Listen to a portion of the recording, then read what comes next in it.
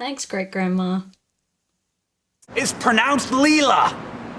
Recently I listened to an audiobook of Slaughterhouse-Five by Kurt Vonnegut, a novel which on its own has enough mind-messing stuff to spend a month discussing. What really stuck with me is a 3-word phrase that keeps cropping up again and again, most notably every time someone dies. So it goes.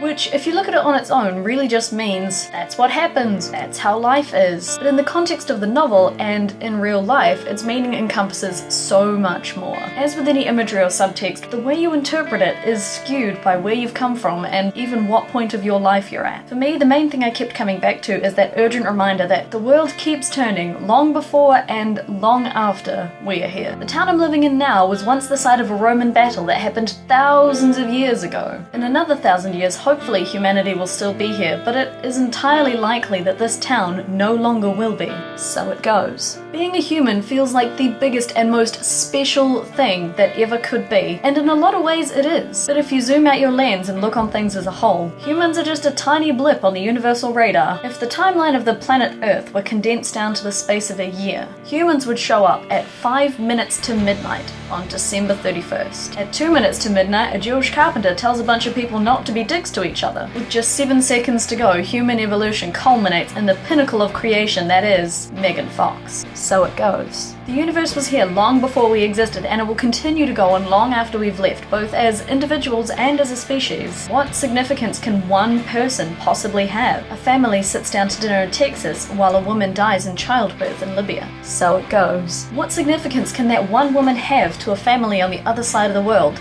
And vice versa. How can just one person have any meaning or purpose at all? So it goes.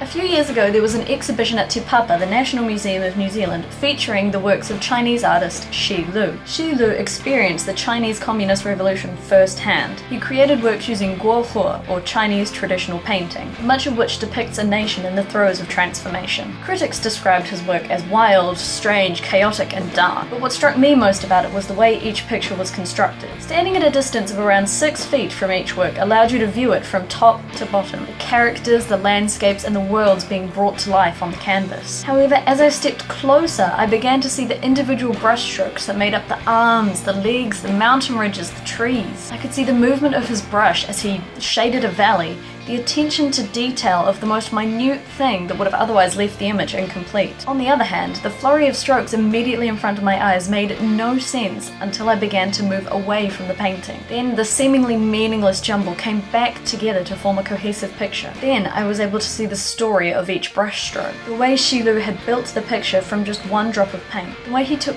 random splodges of black and red, made them work together, and reformed them to create stories and pictures. Without the effort put into each individual brushstroke, the painting would still be just a blank canvas. So it goes. It's easy to imagine ourselves as the lead role in our own movie, the story of a lifetime. It's easy to look at a picture of the universe and imagine our insignificance in the face of that void. What is not so easy is to find that middle point, the point at which you're a background character, a walk-on role in someone else's movie, guy in coffee shop, jogger in park, train passenger number 3. What is not so easy is to imagine someone in another country as a someone, to imagine what their day-to-day life entails. It is easy to view statistics. In the developing world, a child dies every 6 seconds. What is not so easy is to imagine that child, the effort that went into creating them, the family they left behind, the brothers and sisters who are going to grow up with a sibling who was, not is.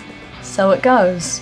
It is easy to balk when confronted with death, to refuse to acknowledge mortality, and to want to live forever. An entire country lives in poverty, and as a result, an unknown child dies every 6 seconds. So it goes. A woman plays a role in a TV show about a time-traveling man in a blue box, and years after her death, people watch her come to life on their TV screens. So it goes. It is easy to want to live forever. What is not so easy is to make it happen. There will always be 26-year-old me sitting in my bedroom in London talking to my camera about wanting to live forever. When I am 62, I can look back on this video and remember the people for whom I played a guest role in the movie that is their lives. When I am dead, there will be people who never knew I existed, dealing with this exact same existential crisis, wondering how they can possibly have a meaning and a purpose in a world that will continue to turn long after their passing. So it goes.